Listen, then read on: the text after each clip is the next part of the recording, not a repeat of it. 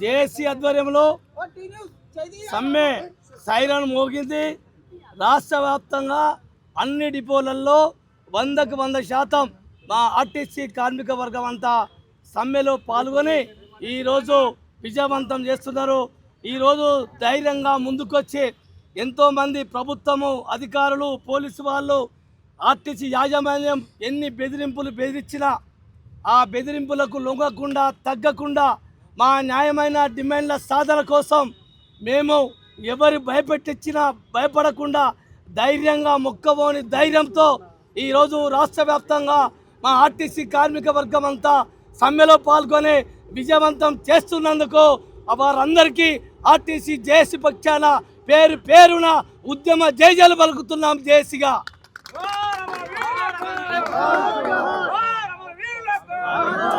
ఈరోజు అమరవీరుల సాక్షిగా ఈరోజు ఆర్టీసీ కార్మికులు 2019లో 36 మంది మా ఆర్టీసీ కార్మికులు బలిదానం చేసుకొని ఆనాటి సమ్మెలో అశువులు పోయడం జరిగింది. ఈరోజు మేము సమ్మె స్టార్ట్ చేసిన తర్వాత వాళ్ళకందరికీ నివాళులు అర్పించిన తర్వాతనే మా ఉద్యమ కార్యాచరణ సమ్మెలో తీసుకుందామని ఒక ఆలోచన విధానంతో ఈరోజు జేఏసీ నిర్ణయం తీసుకొని అమరవీరుల సాక్షిగా ఈరోజు ప్రతినబోని ఈ సమ్మెను ఎంతవరకైనా చేయడానికి మా కార్మిక వర్గం సిద్ధంగా ఉందని చెప్పేసి అమరవీరుల సాక్షిగా ఈరోజు వాళ్ళకందరికీ మేము జేఏసీగా పిలుపునిస్తున్నాం. ఒకటే విషయం చెప్తున్నాము, ప్రభుత్వం ఇచ్చినటువంటి హామీలనే ఈరోజు ప్రభుత్వం నిన్న చర్చలకు పిలిచి ఒక మామూలు కాలయాపన కమిటీ వేసి ఆ కమిటీలో ఎలాంటి సమస్యలు పరిష్కారం చేయకుండానే ఏ ఒక్క దాని మీద అనుకూలమైన నిర్ణయం లేనటువంటి తీసుకున్నటువంటి కమిటీని వేసి మమ్మల్ని బుజ్జగించి సమ్మెకు దూరం చేసేటువంటి ప్రయత్నము నిన్న చేసిండ్రు. మేము ఈరోజు కొత్తగా ఏర్పడ్డ సమస్యలు కావి గత 2.5 సంవత్సరాల నుంచి ఈ ప్రభుత్వం దృష్టిలో ఉన్నటువంటి సమస్యలు అడుగుతున్నాం కాబట్టి దీనికి కమిటీ వేయవలసిన అవసరమే లేదు.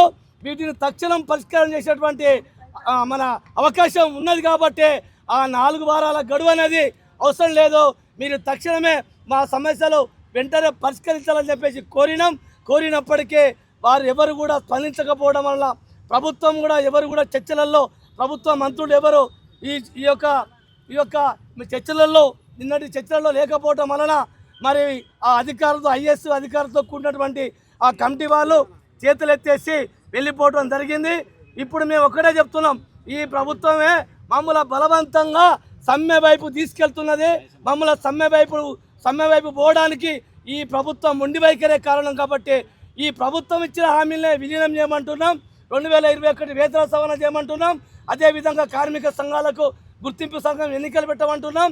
ఈరోజు హైదరాబాదు రాష్ట్రంలో పుట్టినటువంటి ఆర్టీసీని లేకుండా చేసేటువంటి ఆర్టీసీ హైదరాబాదునే లేకుండా చేసే ప్రైవేట్ ఎలక్ట్రిక్ బస్సులను మొత్తం రద్దు చేసి ఆర్టీసీ ఎలక్ట్రిక్ బస్సులే ప్రవేశపెట్టాలి, ప్రభుత్వమే కొనియాలని ఒక ఆలోచనతో ఒక డిమాండ్తో మేము ముందు పోతున్నాం. కాబట్టి తక్షణమే ప్రభుత్వం చర్యలు తీసుకొని సమ్మె నివారణ చర్యలు చేపట్టాలని కోరుతున్నాం.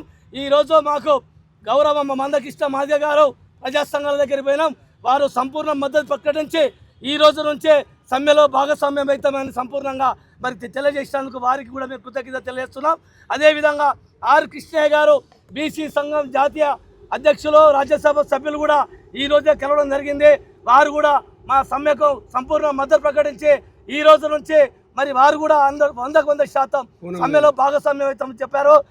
ఇప్పుడు కూరనేని సాంబశివరావు గారు సిపిఐ పార్టీ రాష్ట్ర కార్యదర్శి గారు కూడా ఈరోజు మాట్లాడడం జరిగింది. వారు కూడా ఈ సంపూర్ణ మద్దతు ప్రకటించి మొత్తం సిపిఐ పార్టీ శ్రేణులందరూ కూడా ఈ సమ్మెకు మద్దతుగా మరి వెళ్తారని చెప్పేసి కూడా వారు కూడా ప్రకటన చేయడం జరిగింది. వీరందరికీ జేఏసీ పక్షాన పేరున కృతజ్ఞత తెలియజేస్తూ తీర్మానం మల్లన్న కూడా మరి ఐఎఫ్టీ కూడా అందరూ కూడా చేయడం జరిగింది. ఇలా ఎన్జిఓస్ జేఏసీ జగదీశ్వర్ గారు శ్రీనివాసరావు గారు కూడా వాళ్ళు మాట్లాడడం జరిగింది. వాళ్ళు కూడా ఇప్పుడే ఇచ్చాం. ఉద్యోగ సంఘాల జేఏసీలో మేము కూడా జేఏసీలో ఉన్నాం కాబట్టి మేము కూడా ఆ జేఏసీలో భాగస్వామ్యం వాళ్ళు కూడా సంపూర్ణ మద్దతు ప్రకటించడం జరిగింది. కాబట్టి ఇది మరో సకలజనుల సమ్మెగా మరి మారుతుంది. కాబట్టి వెంటనే ప్రభుత్వం మరి దిగొచ్చి మా సమస్యలు పరిష్కారం చేయడానికి ముందుకు రావాల్సిందిగా విజ్ఞప్తి చేస్తున్నాం. జేఏసీ చైర్మన్ ఈదూరు వెంకన్న, ఇప్పుడు మా JAC vice chairman M Thomas Reddy గారు మాట్లాడుతున్నారు. ఈరోజు ఆర్టీసీ కార్మికుల అర్థనాదాలు సమ్మె సైరన్లో కార్మికులంతా ఉన్నారు. ఇవాళ ఈ ప్రభుత్వం గత ప్రభుత్వం ఏం చేయలేదని చెప్పి ఎన్నికల మేనిఫెస్టోలో పెట్టిన అంశాలనే ఇవాళ మేము అడుగుతా ఉన్నాం. వాటి మీద దాట వేసింది. ఇవాళ ఆర్టీసీని మరి పిలిస్తే చర్చలకు పిలిచే పరిస్థితి లేదు. ఒక దిక్కేమో రాష్ట్రమంతా ఇవాళ సమ్మె జరుగుతూ ఉంటే, కార్మికులు ఆందోళనలో ఉంటే, కార్మికులు ఉద్యోగాలు ఉంటాయా పోతాయా, ఆర్టీసీ ఉంటుందా ప్రైవేట్ పరం అవుతుందా అని చెప్పి అనుమానాలు ఉంటే, ఈ ప్రభుత్వం నిన్న కాలయాపన కమిటీ వేసి కేవలం చేతులు దుడుచుకుంది. ఇప్పుడే గౌరవ పొన్నం ప్రభాకర్ గారు మంత్రి గారు ఇప్పుడు ప్రెస్ మీట్లో మాట్లాడుతూ ఉన్నారు. ఏం మాట్లాడుతున్నారంటే, నా తలుపులు తెరిసే ఉన్నాయి, నేను వాళ్ళకి అన్నీ చేసినా ఇంకా చేస్తా, ఆ రెండు తప్ప మళ్ళా చేయని చెప్పి అదే మాట్లాడుతున్నాడు. మీ ద్వారా నేను గౌరవ ముఖ్యమంత్రి గారికి పొన్నం ప్రభాకర్ గారికి రిక్వెస్ట్ చేస్తూ ఉన్నా, మాటలు కాదు, కాలయాపన కాదు. ఇవాళ ఆర్టీసీ మరి ఇబ్బందుల్లో ఉంది కాబట్టి మీరు ఇచ్చిన మాట మీద మీ స్టాండ్ ఏందో చెప్పాలి. ఇవాళ మేనిఫెస్టో మీద మీరు 6 అంశాలు ఇచ్చిండ్రు.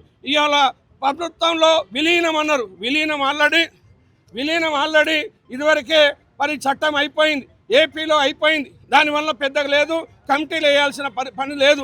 మీరే ప్రకటించి దాన్ని ఆల్రెడీ వాళ్ళకు చేసినట్టు మాకు చేయొచ్చు. రెండోది యూనియన్లు అన్నారు. యూనియన్లు అనేది మీరు ఇస్తా అన్నారు. ఆర్టీసీకి తప్ప అన్ని సంఘాలకు ఇచ్చాను. మరి ఆర్టీసీ ఏం పాపం చేసింది? కాబట్టి ఆర్టీసీ కూడా మీరే పొన్నం ప్రభాకర్ గారే ప్రకటించాలి. ఈ 2 అంశాలని ముఖ్యమంత్రితో చర్చించి తర్వాత పిఆర్సీలు మీరు చెప్తా ఉన్నారు, ప్రభుత్వ ఉద్యోగులతో సమానంగా జీతభత్యాలు ఇస్తా అని మీరు చెప్పిందా లేదా? దాని మీద మీ వైఖరి ఏమిటి? మీ మాట ఏమిటి? మాట తప్పుతారా, ముందుకు వస్తారా అని అడుగుతా ఉన్నాం. కాబట్టి ఇవాళ మా చేతుల్లో లేదు. ఇవాళ సమ్మె జరుగుతూ ఉంది. ప్రజలంతా ఇవాళ సబ్బండ వర్గాలు ప్రజలు ఇవాళ అందరూ కూడా మద్దతు ఇస్తూ ఉన్నారు. సకల జనుల సమ్మె కంటే ఉధృతంగా ఈ సమ్మె జరుగుతుంది.